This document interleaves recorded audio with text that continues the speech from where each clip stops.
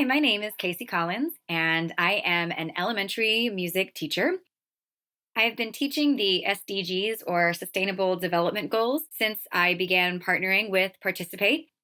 An example project I carried out with the Sustainable Development Goals focused on the social justice SDG. And I think this ended up being one of my favorite lessons all year. Definitely one of the more powerful lessons I've ever experienced as a teacher. And I think it really impacted the students as well. We focused on civil rights composers and music of the civil rights era. And we kind of traveled through time via musical examples, all the way from the Civil War through the civil rights movement and the social justice taking place through history, all the way from Dr. Martin Luther King Jr. to songs that they believed might have a social justice element that were being played on the radio that very week.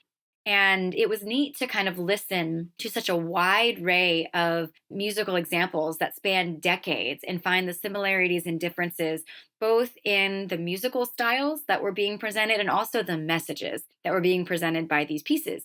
And it was a great way to kind of talk about really deep social justice issues with children in a way that resonated. Eventually, after listening to all these things, they were able to get into groups and discuss, if they were to compose a song in today's day that kind of provided a social justice outlet for them, what would they write in their lyrics? What would it sound like? What kind of instruments would they use? And where would they perform or play these pieces of music?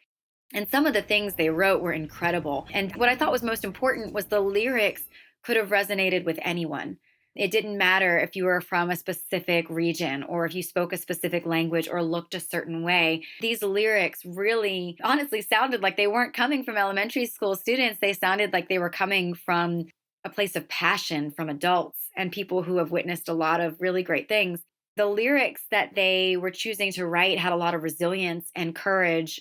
As they go on in their lives, they'll kind of remember the things that they wrote and keep this passion and this courage and really fight to bring social justice to a worldview someday. I think the main challenges for me as a teacher when I approached the SDGs was a big worry as to whether or not I was prepared to carry out some of the heavier messages and do it authentically. However, I really relied on my colleagues, talking to them about projects they've done in which they were successful to kind of, get a stepping stone into how I was going to handle that. And I also used the Participates website a lot and got a lot of resources from them that kind of alleviated that worry. Collaboration is key. That's the biggest part of going global and highlighting these sustainable development goals is that you are not alone in this world. The biggest impact going global has made for me and my students is to realize how big the world is around us and that even though this world is vast, we play a really important role in it. You can also rely on your friends and family. For example, we had a kindergarten teacher who had a friend that they went to college with who moved from Australia. So they worked it out where they could use Skype or Google Hangout or FaceTime or any of the digital communication softwares to actually Skype or talk with this teacher in Australia in real time. And that was really great for the students to see real people from the region that they were studying. So, my top tips for teaching the SDGs for the very first time. Number one is get excited. It's going to be a great learning experience for you and your students, tackling all these sustainable development goals in your classroom. And if you are excited, they're going to be excited. Students will radiate your enthusiasm back to you.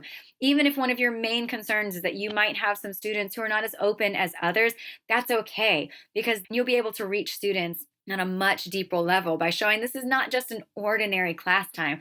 This is a class time that we are going to open you up to the entire world and really make a difference, even when you're little. Tip number two, be curious. Be willing to explore things with your students. Sometimes my lesson plan was beautifully scripted and planned out, and my students asked these great, curious questions that I just couldn't not answer. So we might have deviated from the specific standard that we were teaching that day to do a Google search to find out what the Swiss Alps actually look like. How much snow do they get? Because we don't get snow in the area that I taught in. And really kind of embrace that natural curiosity, because I'm willing to bet that if you find those pictures of the snowy Alps for them and talk about how much snow they get, how long it takes to climb, all the questions that they have, when you relate those back to math problems or a reading passage, I bet you they're 10 times more likely to be engaged in that lesson because you were able to answer their questions. And lastly, have fun. You're embarking on this journey that's going to grow you as a teacher and your students as global citizens and learners. And there really is nothing better than that in the field of education.